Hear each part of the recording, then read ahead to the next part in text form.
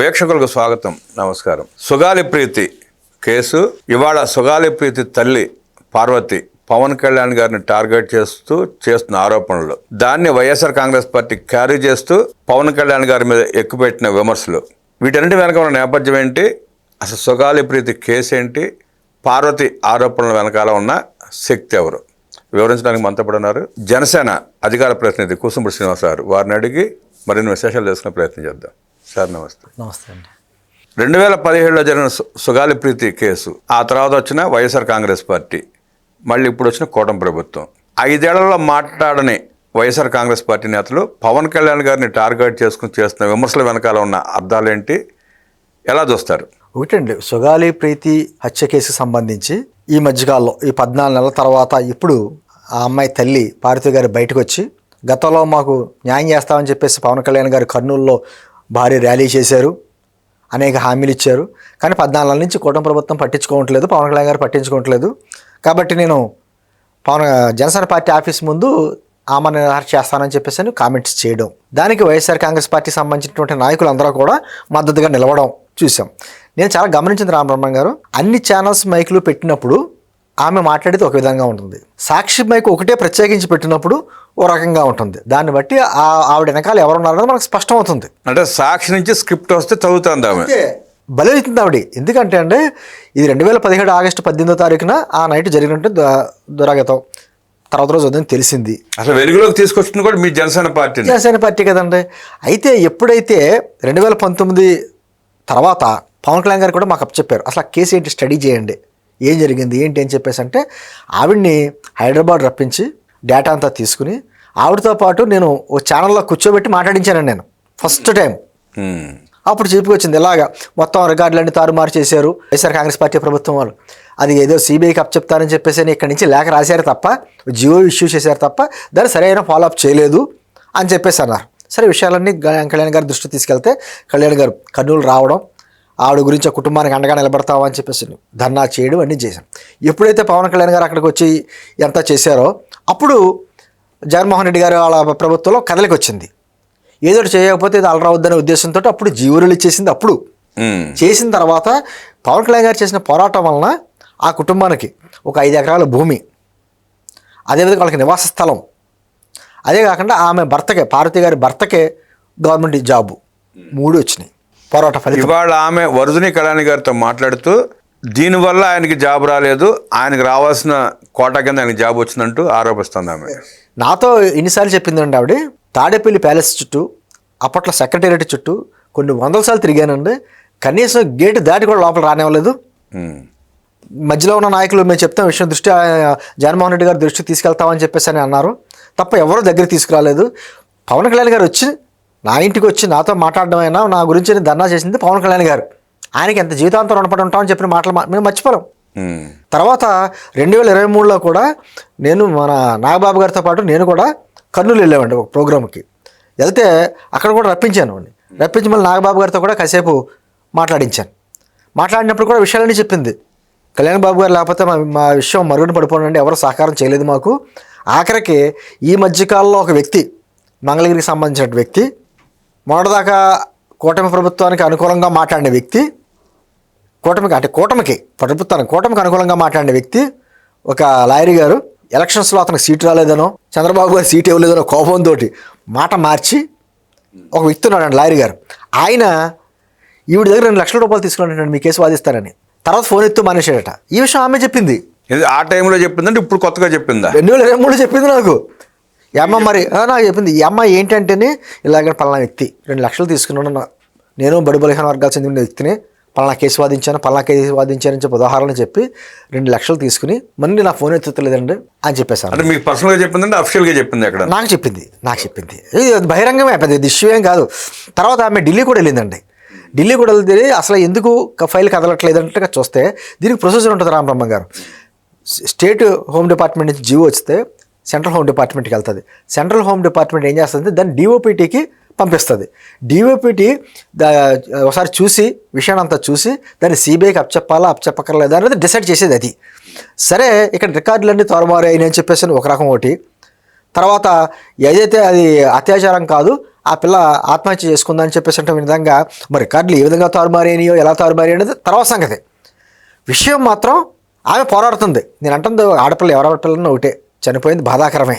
కానీ న్యాయం చేసిన వాళ్ళ మీద వేలెట్టి చూపించడం, విమర్శించడం ఎంతవరకు సబబో ఆ పార్వతి గారు ఆలోచించుకోవాలి. పవన్ కళ్యాణ్ గారి పోరాట ఫలితమే ఆమెకు 5 ఎకరాల పొలం, ఇంటి స్థలం దక్కింది.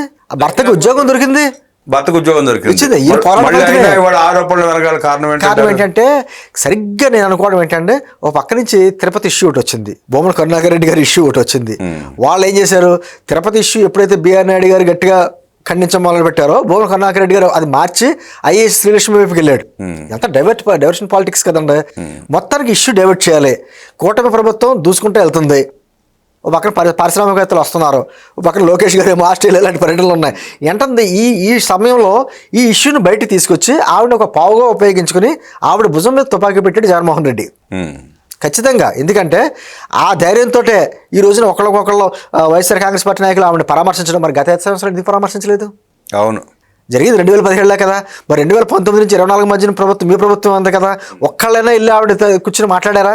ఆవిడ సమస్య ఏంటి ఆవిడ గురించి తెలుసుకున్నారా? ఆవిడ భుజం తట్టారా? ఏదైనా కార్యక్రమం చేద్దాం చూసారా? ఇప్పుడు ఏం మాట్లాడుతున్నారంటే పవన్ కళ్యాణ్ గారు పోరాట ఫలితం కాదంటే జగన్మోహన్ రెడ్డి గారు ఇచ్చారు ఆ భూమి అంతాను. జగన్ రెడ్డి గారు పౌరపత్రులు వచ్చింది ఎప్పుడు ఇచ్చావు? మీ గురించి, మిమ్మల్ని అపాయింట్మెంట్ గురించి ఆవిడ ఎన్నిసార్లు తిరిగింది? ఆవిడ మాట్లాడిన వీడియోలు బోల్డ్ ఉన్నాయండి. ఇప్పుడు జగన్మోహన్ రెడ్డి గారు వాళ్ళ తాలూకా వాళ్ళు కనీసం తాడేపల్లి ప్యాలెస్ ఆ గోడ కూడా, గేట్ కూడా దాన్ని ఇవ్వట్లేదు. ఎన్నిసార్లు అపాయింట్మెంట్ అడిగాను. అడుగుతుంటే అప్పట్లో సజ్జల గారు కావచ్చు, ఎవరో కావచ్చు, చూద్దాం అన్నారు తప్ప అసలు ముఖ్యమంత్రి గారి దృష్టికి తీసుకెళ్లేదు అప్పట్లో అని చెప్పేసి పదే ఆవిడ చెప్పిన వీడియోలు ఉన్నాయి. అదేవిధంగా పవన్ కళ్యాణ్ గారు చేసిన పోరాటం వల్ల నాకు ఎన్ని వచ్చిన చెప్పిన వీడియోలు కూడా ఉన్నాయి. మళ్ళీ ఎవరిని భయపరమించడానికే పవన్ కళ్యాణ్ అదే చెప్తున్నారు. నేను ఇప్పటికే చిత్తశుద్ధితో దాన్ని ఏ విధంగా న్యాయం చేయాలని ఇప్పటికే చూస్తున్నాను. కూటమి ప్రభుత్వంలో హోమ్ మినిస్టర్తో కూడా మాట్లాడుతున్నాను, అధికారులతో మాట్లాడుతున్నాను, ఏదో రకంగా మళ్ళీ న్యాయం చేయాలనే ఉద్దేశంతో. కానీ ఈలోపుగా చనిపోయిన పిల్లల్ని ఎలాగ మనం తీసుకురాలేం. ఈలోపుగా ఆ కుటుంబానికి అండగా ఉండాలి. ఆ కుటుంబం మొత్తం ఆర్థికంగా నష్టపోయింది కాబట్టి వాళ్ళకి నివాసం ఉండడానికి భూమి, లేకపోతే పొలం, అదేవిధంగా అతనికి ఉద్యోగం ఇచ్చే ఏర్పాట్లన్నీ మన పోరాట ఫలితం వలన వచ్చినాయి. మరి ఇప్పుడు ఆవిడ ఈ విధంగా మాట్లాడడం ఎంతవరకు సబబు? న్యాయం చేస్తున్న వ్యక్తులనే వేలెట్టి చూపించడం ఎంతవరకు సబబు? అసలు ఇప్పుడు ఆవిడ ఏం కోరుకుంటుందండి? న్యాయం అంటుంది. న్యాయం అంటే ఆవిడ ఉద్దేశంలో ఆవిడ చెప్తున్న ప్రకారం ఏంటంటే ఎవరైతే ఆ అమ్మాయికి అత్యాచారం చేశారో వాళ్ళకి శిక్ష పడాలి అన్నది. ఖచ్చితంగా ఎవరైనా అదే కోరుకుంటారు. అవును, అదే కోరుకుంటారు.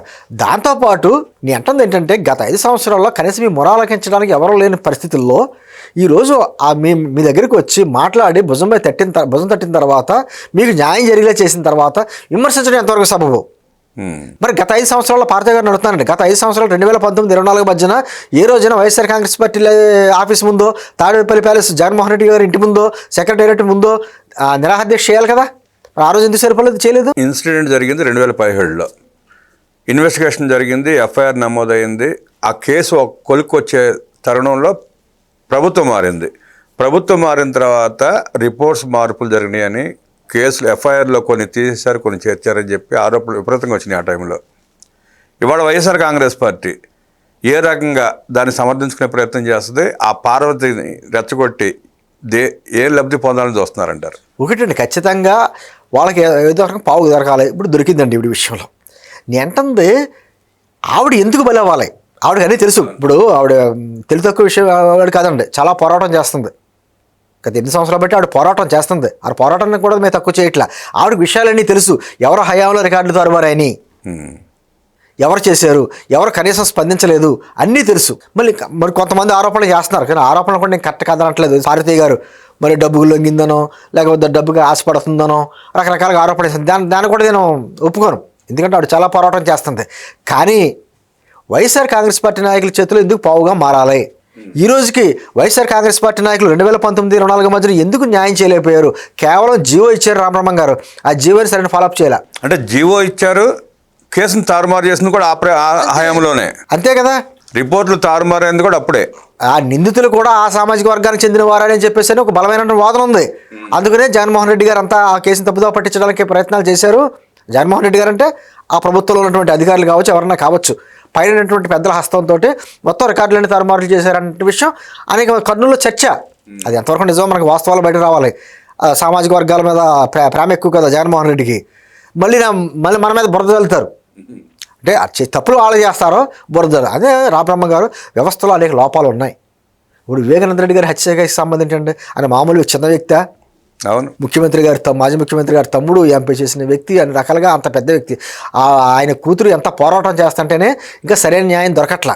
వ్యవస్థలో ఉన్న లోపాలు మనకు తెలుసు, కానీ దీన్ని చాలా ఒడుపుగా సాధించుకోవాలి తప్ప ఈ విధంగా న్యాయం చేసే వ్యక్తుల మీద వేలెట్టి చేపిస్తే నష్టపోయేది ఆవిడే, ఖచ్చితంగా నష్టపోయింది. ఈ రోజున ఖచ్చితంగా దీన్ని ఏదో రకంగా పవన్ కళ్యాణ్ గారు ఏమన్నారు, అధికారులతో మాట్లాడతాను, హోమ్ డిపార్ట్మెంట్తో మాట్లాడతాను, ఏదో రకంగా డీవీపీటీకి వెళ్ళి సిబిఐ ఎంక్వైరీ వచ్చేలా చూసి నిందితులకి కఠినమైన శిక్ష పడేలా నేను చేస్తానని చెప్పి ఆయన చెప్తుంటే, అసలు ఏమీ చెప్పకుండా రికార్డులు తారుమారులు చేసి నిందితులకు అండగా ఉన్న వ్యక్తులకి వాళ్ళ చేతులు ఎందుకు పావుగా మారుతుంది ఇవిడి?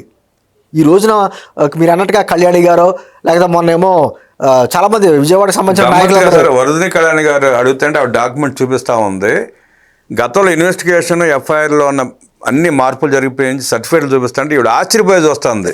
అంటే మా ప్రభుత్వంలో ఇన్ని అవకతవకలు జరిగినాయా అని చెప్పి డైరెక్ట్ చెప్పుకోలేక ఆ మొక్క కవళ్ళు కనపడతాయి.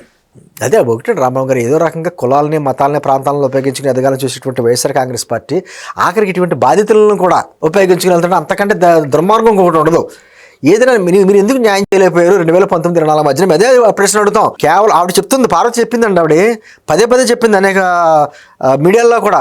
జియో తూతూ మంత్రంగా జియో ఇచ్చారు తప్ప ఫాలోఅప్ చేయలేదు. ఈ లోపుగా రికార్డులన్నీ తరుమారులు అయిపోయినాయి, నాకు సహకరించారని చెప్పేసి కొంతమంది వ్యక్తులందరూ డబ్బులు తీసుకుని మళ్ళీ వెనక్కి ఇవ్వకుండా కనీసం ఫోన్ ఎత్తులేదు. ఇవన్నీ చెప్పింది ఆవిడే. ఇక్కడ దాకా అక్కర్లేదండి. మొన్న కూడా ఆవిడ మాట్లాడినప్పుడు ఇందాక నేను చెప్పినట్టుగా అన్ని కెమెరాలు వచ్చినప్పుడు ఒకలాగా, సాక్షి కెమెరా ప్రత్యేకించి వచ్చినప్పుడు ఒకలాగా. ఎందుకంటే ఇప్పుడు పవన్ కళ్యాణ్ గారు 14 నెలల్లో నేను అనేక సార్లు హైకోర్టుకి వెళ్ళాను, నేను మంగళగిరి. పవన్ కళ్యాణ్ గారు కలుద్దామని చూశాను, కుదరలేదు అని చెప్పేసి అదో ఆమె ఇస్తుంది. నా ఫోన్ నెంబర్ ఆవిడ దగ్గర ఉంది. గతంలో అనేక సార్లు నాకు ఫోన్ చేసింది. ఆ సొగాలి ప్రీతి ఆ అమ్మాయి చనిపోయినటువంటి వర్ధంతి వాటికి నన్ను ఫోన్ చేసి పిలిచిందండి ఆవిడ, మీరు రావాలి ఇక్కడికి ఒకసారి రండి అని చెప్పి. నేను ఇప్పుడు వెళ్ళలేకపోయాను లాస్ట్ ఇయర్ కూడా. నేను అంటే అటువంటిదప్పుడు మాలాట్లోకి ఫోన్ చేయాలి కదా. అవును, పవన్ కళ్యాణ్ గారు ఇలాగా హైకోర్టుకి వచ్చానండి, కళ్యాణ్ గారి అపాయింట్మెంట్ కావాలంటే ఒక రోజు ఆ రోజు తర్వాత రోజు ఏదో ఏర్పాట్లు చేసేట్టు ఏర్పాట్లు మేము చేస్తాం. మాకు ఎవరికి ఫోన్ చేయలేదే, ఫోన్ నెంబర్ లేకపోతే అనుకోవచ్చు.